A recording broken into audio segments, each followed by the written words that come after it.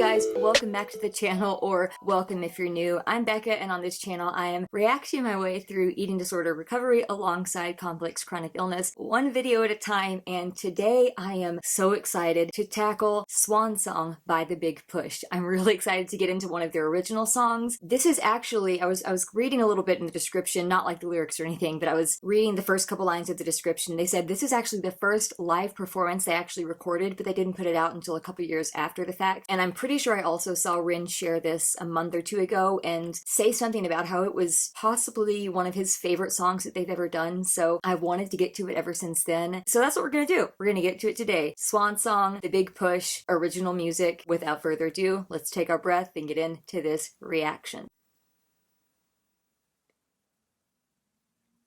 All right, let's do this.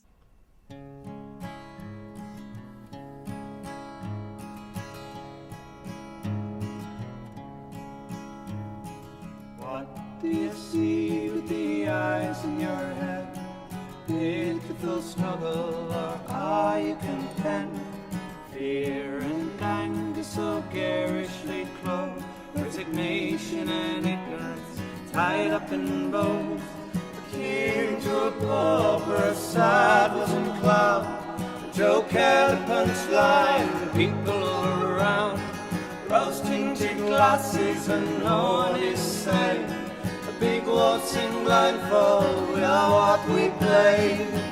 Let's talk about that for a minute. Oh my goodness. So they're in this really beautiful old church or cathedral here. So they're performing this and you can hear not only are their voices in perfect harmony, the harmonies that they're doing, the different levels there, you can hear each of them so clearly and they're also interwoven and gelling together so perfectly. However, where they're performing this here in that big open cathedral space, it's like taking the sound and almost amplifying it, almost not making it echo like repeat, but like resonate so much more loudly and so much more fully, so much fuller as far as the resonance goes. And of course, we know the three of them are excellent at singing together anyway. So I was getting chills on that first part. So let's talk about these lyrics and then we'll continue getting into the rest of the song. The lyrics say, "What do you see with the eyes in your head? Pitiful struggle, or are you content? Fear and anger so garishly clothed, resignation and ignorance tied up in bows. A king to a pauper, a sad wizened clown, a joke and a punchline,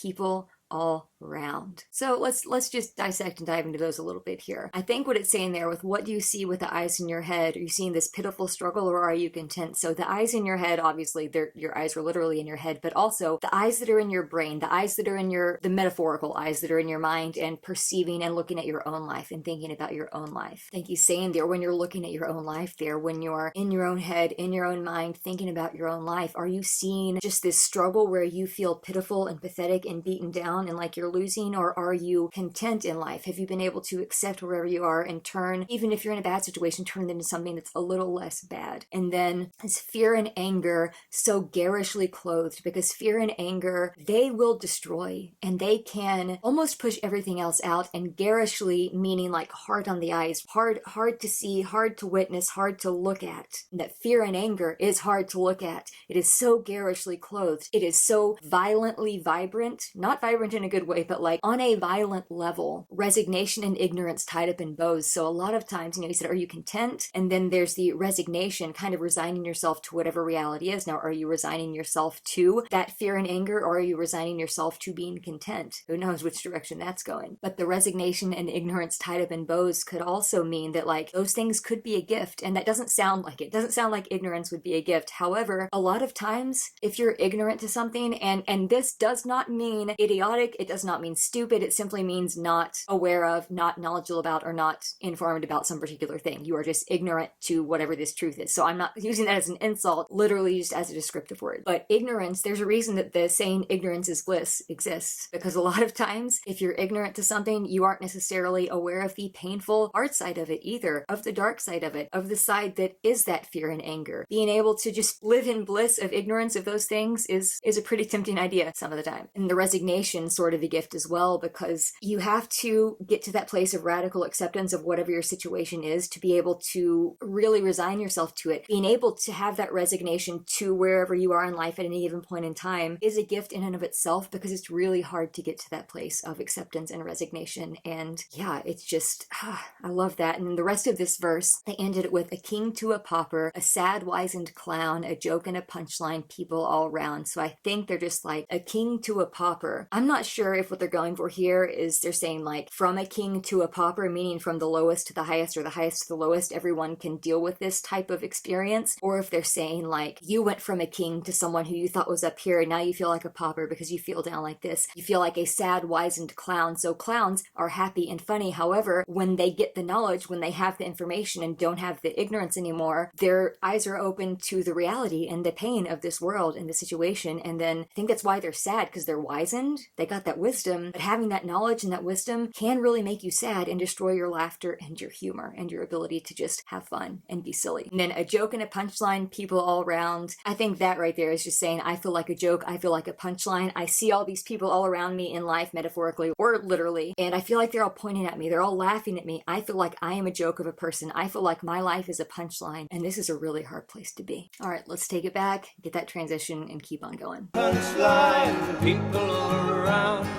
roasting to glasses and no one is saying. A big waltzing blindfold, we are what we play. We are what we play. Nothing is sane.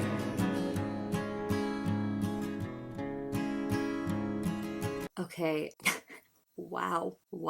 So the words there, not only again are the harmonies perfect, and the way they're just kind of like, again, just gelling together is just so, it's just, I use the word enraptured a lot, and that's because that's what it feels like. I'm just staring at this. I don't want to pause it, but I have to, otherwise I am going to forget to talk about some of this stuff. So the lines there, rose-tinted glasses and no one is sane. A big waltzing blindfold, we are what we play. We are what we play and nothing is sane. Rose-tinted glasses and no one is sane. So rose-tinted glasses, of course, being looking at the past, looking at whatever situation with rose-tinted glasses, meaning you're only seeing the good things, even though there were some negative and some painful and some bad things. You're only seeing the good things from that because you're either choosing to, or your mind is trying to protect you to forget the bad things and is romanticizing something that is actually not necessarily a good experience in life, but that's what your brain is doing because maybe your current reality is too painful to accept. So you would rather almost go back to a past type of painful life, because in hindsight, you're seeing that as like being romanticized and much better than it actually was. That happens with eating disorder treatment a lot. But yeah, I thought that was a great line. And then of course it's followed by a big waltzing blindfold. We are what we play. We are what we play and nothing is sane. So a big waltzing blindfold. I'm thinking on that, maybe what they're going for is like dancing through life, going through this dance of life, executing the steps, but you're blind. You're not actually aware of what's going on. You're just trying to do it on faith. You're trying to do the steps that you know, trying to do this dance of life that you know to the degree that you know it, but you can't really see what's going on. And then we are what we play. We are what we play. I think that that could have a few different meanings there as well. One of the meanings could be, they're playing their instruments here while they're also singing, and their voices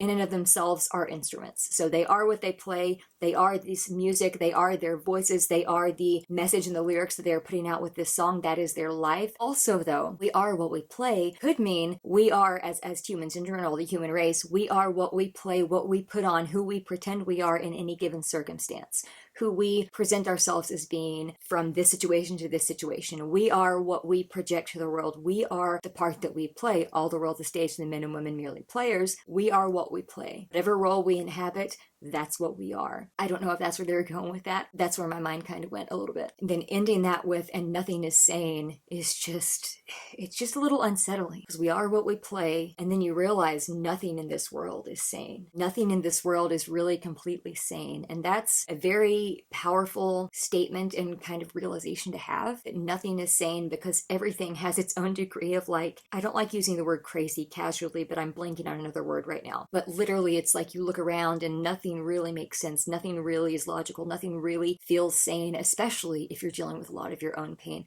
and struggling in life and having a hard time seeing past that. Okay, let's take it back. Nothing is sane.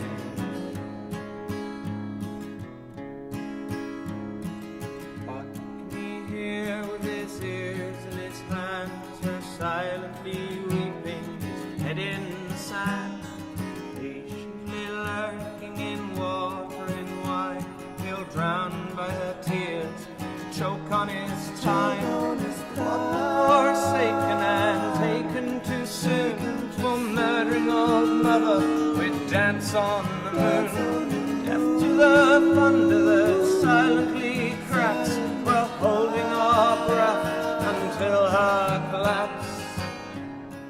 Oh my gosh. So that's Goran there that was singing most of that verse, right? Is that how you pronounce his name? Gorran. I think that's how his name is pronounced. He did an excellent job with that. His voice just sounded so great. And then you could also see Rin and Romaine there when they were doing their backing vocals. All three of them, you could just see on their faces, you could see in their body language, you could see the way that they are just desperately trying to communicate this, that they are feeling these words, they are feeling this truth, they are really convicted and wanting to share this and to get this emotion across. And yeah, they're doing a pretty darn good job. So the lines there, what can he hear with his ears in his hands? Her silently weeping, his head in the sand. Patiently lurking in water and wine, he'll drown by her tears or choke on his time. So that first line there, what can he hear with his ears in his hands? I think that is a really unique way of saying someone like just trying to block out the world by plugging their ears. Normally you would say hands on the ears, just like ears in his hands. So like an even more powerful image of just trying to shut out, like even take off your ears. And that was a really gross description, the way that I just said that, but like trying to just block out the whole world and not hear anything. I love the way that they phrase that line there. And also, he's not hearing her, whoever this her is in there, someone in their life, someone, just a metaphorical other her, another person, hearing her weeping. Nope, not hearing her weeping, because your ears in your hands, your head's in the sand, you're actively choosing to ignore, you're actively choosing to stay in ignorance of the reality around you and of others who are around you. And that is just a really strong image. Then the lines, patiently lurking in water and wine, he'll drown by his cheers or choke on his time. I don't know 100% what that is saying there. I'll just be honest with you. I know I really get into the dissection, but sometimes I don't know exactly what's going on. That last line there, patiently lurking in water and wine, it would be really strange to me if that wasn't some kind of an allusion to the miracle that Jesus performed of turning water into wine, but I'm not quite sure. Like patiently lurking in water and wine, he'll drown by your tears or choke on his time. Maybe talking about patiently lurking in water, meaning there are things that lurk in waters, in lakes, in seas, in oceans, and whatever. They lurk, and they say at the bottom things that could be very destructive and even deadly at times. And also in wine, lurking in wine, meaning I would assume staying intoxicated, staying drunk a lot of the time, to again stay in a state of just not knowing, in a state of ignorance to whatever this pain is that is really going on. And then saying he'll drown by her tears or choke on his time. So he's either going to drown by her tears because he didn't realize, he didn't hear the tears, didn't realize they were happening, and therefore since he's ignoring them, they're just continuing to build up and overflow and overflow and overflow, and he could drown by that way because he chose to be ignorant to this pain that someone else was dealing with, or choke on his time. I'm not 100% sure, but maybe he's saying if he's continuing to drink like that, if he's continuing, whether it's a water imagery or wine imagery or anything, it could just be choking on the sand, even with his head in the sand, could be choking on his own time to where he doesn't really have the ability to then participate in this world anymore. I'm going off on a complete tangent there. That is not correct, I can just about guarantee you, so we're going to move on, but it is a very powerful image as always. No shock there. In water and wine, he'll drown by her tears, choke on his time.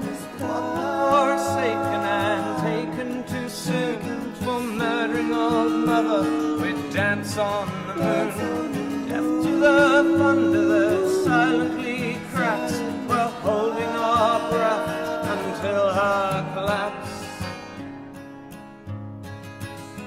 Oh my gosh, so the rest of those words in that verse there. For what we've forsaken and taken too soon, before murdering old mother we dance on the moon. Deaf to the thunder that silently cracks, we're holding our breath until her collapse. So for what we've forsaken and taken too soon, these are really smart lyrics, and my brain feels very not smart right now because I'm having trouble explaining them. For what we've forsaken and taken too soon, maybe that could be like things in life that we have just forsaken, whether that's relationships, whether that is certain situations, and those people are then taken from us way too soon, or opportunities are taken from us way too soon before we get a chance to really dive into them, and we have just like forsaken them and cast them off, so we never really even gave ourselves that chance at hope. Again, could be completely off on that, but this is an exercise for my brain, that's for sure. And it says, before murdering old mother we dance on the moon. So they're saying, before murdering old mother, I don't know they're necessarily talking about their own mothers there. I think it's more of a metaphor for, first of all, the title is Swan Song, and the concept of a swan song is that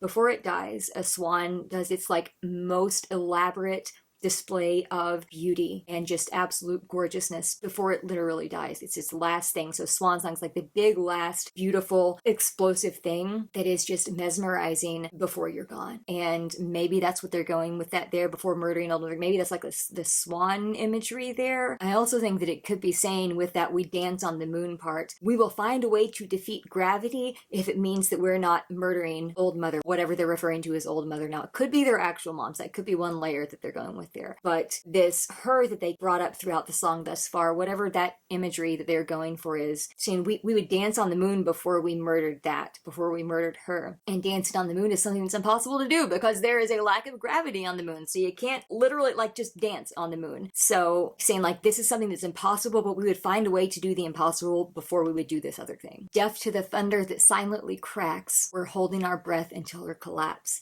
So the thunder that silently cracks, that could be, I'm thinking, the silent thunder, because thunder when it's cracking is very loud. It's not silent. However, the thunder in your brain cannot be heard physically by you or by others. The thunder of pain in life is a more abstract concept. And the imagery that they've shared already of like covering your ears and having your head in the sand, those things also play into the keeping yourself deaf to the thunder that is silently cracking your life, deaf to the pain, deaf to the struggle, deaf to whatever is overwhelming and too much to handle at any given point in time. And holding our breath until her collapse. Okay, so I think maybe they are talking about, like the imagery is talking about the swan here, the mother swan, the leader, the one that leads all her swan children, and saying, you know, we're holding our breath until her collapse. So like we're watching her swan song. We are so mesmerized by the beauty, by what we are witnessing. We are absolutely enthralled, cannot look away. So much so that we're holding our breath because we don't even want to breathe and take a chance at missing any second of what we're witnessing. And we hold our breath until that swan song is over and she has finally collapsed. Oh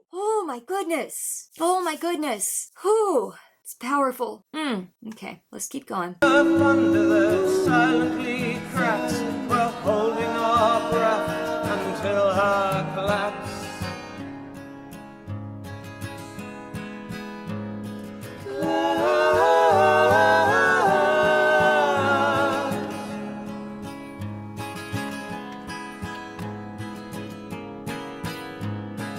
Okay, I didn't want to pause after that one word, but I am going to, and then we'll go back again. I'm sorry, guys, but I love the part there at the end of the word collapse. They repeated like the collapse, that last syllable of it, and the harmonies that they were doing, all three of them were going up and down in pitches, but they were also fitting together so harmonically perfectly. And again, I have chills. And the setting here, the way that you can see and feel their emotion coming through the screen here is just mind-blowing. It's mind-blowing. I'm loving it. And they're just so beautiful to listen to. They're a balm to the soul, man.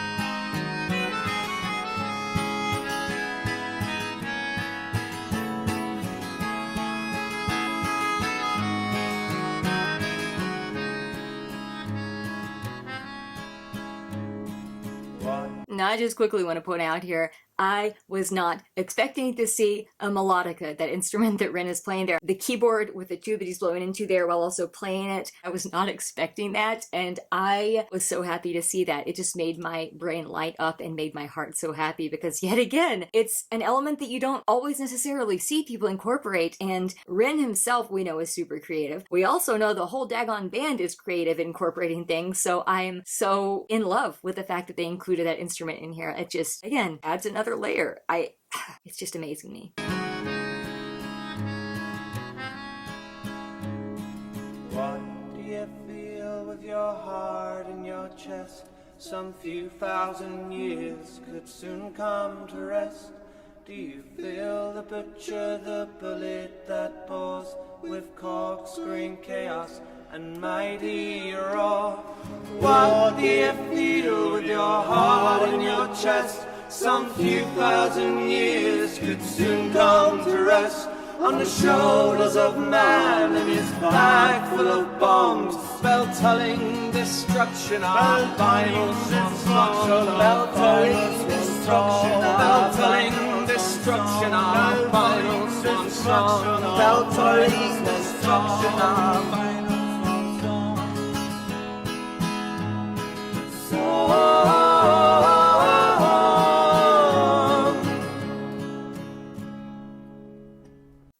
Holy crap. Holy crap. Ha! Okay. Kind of working backwards a little bit here. The first thing I want to talk about is when they were ending that section there, they started singing those lines in a round. That has the potential sometimes to come off very chaotically. They did not make it sound chaotic. They did it, again, executed it so pristinely, perfectly well, because the way that they're singing it in a round, you know, the line here, and then as this line, say here's the full line, the second person is coming in here, so this person's singing this line when the first person gets to hear, sorry for the stupid little imagery with my arms here, but like, here's verse 1 from beginning to end. Here's verse 2, starts here, overlapping there while this person's finishing. They're starting here, come back down over here, and there's verse 3. So like all three of them are overlapping there in that round. And I think that it signified the concept of a swan song, honestly, because as they were doing that part, it was swelling to this big emotional climax, to this big, just, overwhelmingly amazing musical moment and strength, and like their big last display, their big swan song, this beautiful experience that you're watching and listening to just unfold. It was so well done. But going back to the actual words that came before that part is, what do you feel with your heart in your chest? Some few thousand years could soon come to rest. Do you feel the butcher, the bullet that bores, with corkscrewing chaos and mighty roar? Then again, what do you feel with the heart in your chest? Some few thousand years could soon come to rest on the shoulders of man and his bag full of bombs, bell-tolling destruction, our final swan song. Wow, that's powerful. So what do you feel with your heart in your chest? So what are you feeling on that deepest core level at your soul, in the core of your being? What are you feeling? In a few thousand years could soon come to rest. I'm not sure what they're saying there with some few thousand years could soon come to rest. I really don't know. I wish I did. I wish I had some insight into that. Please let me know down below what I'm missing, because I have a feeling it's pretty obvious and I'm just totally blanking on it. But like some few thousand years. So maybe it's just like the world can eventually come to an end. Maybe it's you feel like your life has been extremely long, that it's even taken up multiple millennia. However, that could all soon come to rest as well. Whatever this swan song is, it has been developing over whatever long period of time, will eventually come to a place where it climaxes, has this beautiful moment, and then is laid to rest, metaphorically and potentially literally. Then do you feel the butcher, the bullet that bores? So do you feel in your heart when you're feeling these things, do you feel the butcher? Do you feel the things that are coming to attack you, that are coming to try to shoot you down, that are trying to bore you with holes, that are trying to absolutely just destroy your life in any way and cause all of this pain and destruction and even death in your life? And that next line, it says, with corkscrewing chaos and mighty roar. Who comes up with lines like that? With corkscrewing chaos. So corkscrew, of course, being like a spiral. Chaos, that never ends. Chaos, that is a corkscrew. And if you think about a corkscrew, like an animated corkscrew, if you see an animation of it and it's like turning, it's almost an optical illusion because of the design of a corkscrew. It looks like it is just continually going and going, even though it's just like the same thing there. So the corkscrewing chaos is this perpetual state of chaos. This perpetual state of chaos and feeling like you're being attacked and or butchered and or killed. And in the middle of this chaos, whoever is doing this damaging, whoever is trying to destroy, whoever this metaphorical butcher is, whatever this metaphorical butcher is, has such a mighty roar. Now, could be that this is, do you feel this butcher that has that mighty roar? Could also be, do you feel this butcher, the bullet that bores with corkscrewing chaos? And mighty roar, the mighty roar could be referring to what I was talking about when they were doing their round there, which sounded like the end of their metaphorical swan song here to me. Maybe the mighty roar is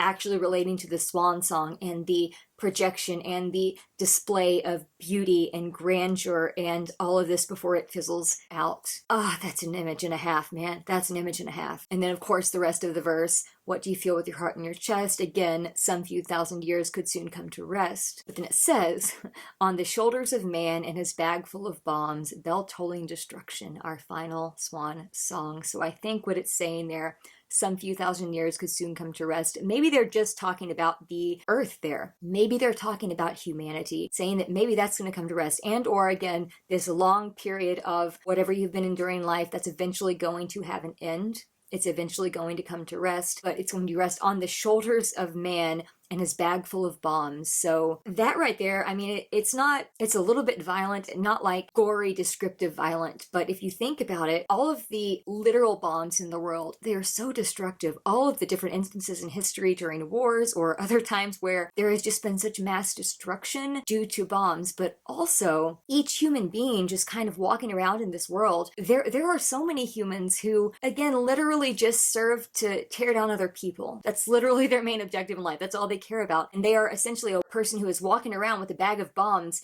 slung over their shoulder, waiting to just throw it at the next person, throw the next one over here, create the chaos over here, create that corkscrewing chaos over there. Like, that again is another powerful imagery, and it says, the bell tolling destruction, our final swan song. And this is as they were doing that round back and forth and escalating, and the power just kept feeling more and more and more, and I was getting chills more and more and more. I think that bell tolling destruction is, like when the bell tolls, that's usually signifying death. It's signifying the end of something. It's whatever the situation is. It's signifying something that often is sad or ending. And some few thousand years could soon come to rest on the shoulders of man and his bag full of bombs. Bell tolling, so whatever the metaphorical bell is, tolling destruction. So this destruction is coming, but we are going to sing our final swan song. We are going to sing our swan song. We are going out on a high note, literally here, not metaphorically, despite the fact that this bell is already ringing for us. The bell is tolling. The bell is tolling destruction. We're not caving to it yet until we deliver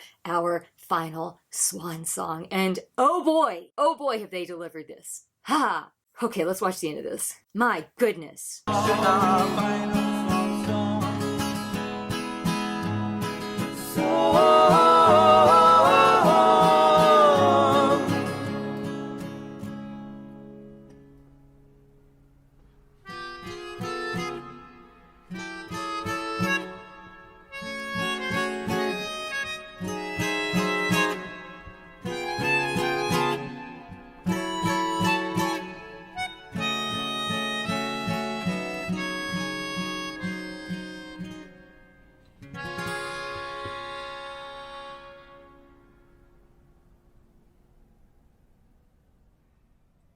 Oh my goodness.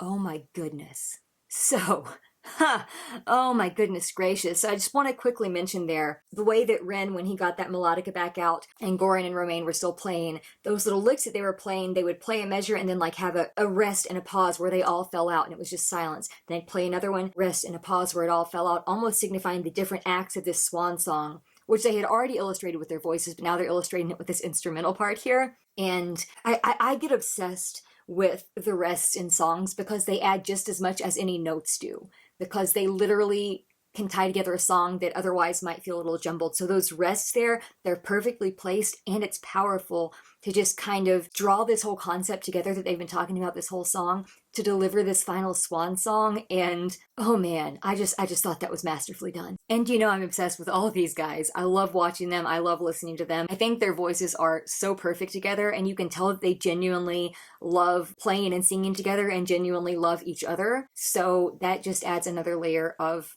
awesomeness to this, and I'm so glad to get to this one. That was a beautiful song. That was beautiful. That was absolutely beautiful. I am glad I can listen to this on my own now that I've reacted to it, because wow, I can see why Ren loves that one so much, and I'm glad I happened to see him post about it, and glad that I just decided to do for that one today. So on that note, if you like this, let me know down below. If you have any other requests, as always, let me know down below. I will get to them eventually, even if it's not super soon. But other than that, please take care of yourselves. This world needs you, and I will see you in the next one.